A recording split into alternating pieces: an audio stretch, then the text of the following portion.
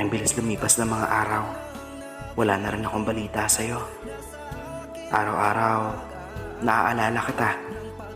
Napapatanong ako kung kamusta ka na kaya. Alam kong masaya ka, na masaya ka na, naabala ka na okay ka na. Kung ako yung tatanungin, okay naman ako at okay na ako. Hindi ko lang maiwasan na mamiss ka, lalo na pag naaalala ko yung mga panahon kung paano mo napapasaya at napapagaan yung mga araw ko. Ito yung mga araw na sa alaala ko nalang mababalikan.